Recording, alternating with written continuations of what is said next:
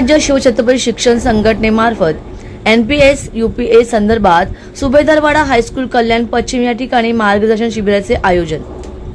ठाणे जिल्ह्यातील सर्व शिक्षक शिक्षकेतर कर्मचारी बंधू भगिनींना राज्य शासन NPS सुधारित राष्ट्रीय निवृत्ती वेतन योजना, केंद्र शासन UPS एकीकृत निवृत्ती वेतन योजना या संदर्भात एक संभ्रम निर्माण झालेला होता की कोणता विकल्प आपण निराकरण करण्यासाठी त्यांची सखोल माहिती असलेले श्री शरदजी मोराणकर साहेब सेवानिवृत्ती लेखा अधिकारी प्रशिक्षण तथा तज्ञ मार्गदर्शक यांच्या प्रमुख उपस्थितीमध्ये मार्गदर्शन शिबिराचे आयोजन करण्यात आले होते।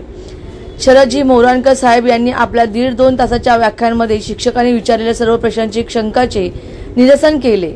आलेले शिक्षक हे प्रत्येक प्रश्नाचे व शंकाचे निरसन करून गेल्याचे समाधान संघटनेला मिळाले। तसेच कोकण विभाग शिक्षक आमदार ज्ञानेश्वर म्हात्रे हे अधिवेशन चालू असल्याने उपस्थित राहू शकले नाही, परंतु त्यांनी व्हिडिओ कॉन्फरन्सद्वारे सर्व शिक्षकांशी संवाद साधला।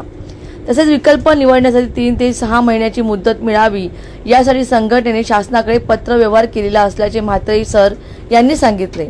या कार्यक्रमास ललिता दहितुले शिक्षणाधिकारी माध्यमिक विभाग ठाणे, दिलीप घनगाव लेखा अधिकारी तथा अधीक्षक वेतन पथक जिल्हा परिषद ठाणे, ज्येष्ठ शिक्षक नथुलाल भामरे तसेच इंडियन एज्युकेशन सोसायटीच्या संचालिका वैशाली पाटील, संचालक सुनील पाटील हे उपस्थित होते। कार्यक्रमास ठाणे जिल्ह्यातील कल्याण, डोंबिवली, अंबरनाथ, उल्हासनगर, बदलापूर, मीरा भाईंदर, नवी मुंबईमधून 300 ते 400 शिक्षक शिक्षकेतर कर्मचारी मोठ्या संख्येने उपस्थित होते। कार्यक्रम यशस्वी करण्यासाठी महाराष्ट्र राज्य शिवछत्रपती शिक्षण संघटनेचे कोकण विभाग अध्यक्ष प्रशांत भामरे, वसंत जोहरे, अनंत किनगे, अनिल पाटील, विलास जाधव, अर्जुन उगलमोगले, बाळकृष्ण जंगे, समाधान काळे, प्रकाश चव्हाण, संजय भामरे, मगर सर, मडके सर, दुसाने सर, बन्सीलाल महाजन यांनी मेहनत घेतली। कार्यक्रमाचे सूत्रसंचालन अनंत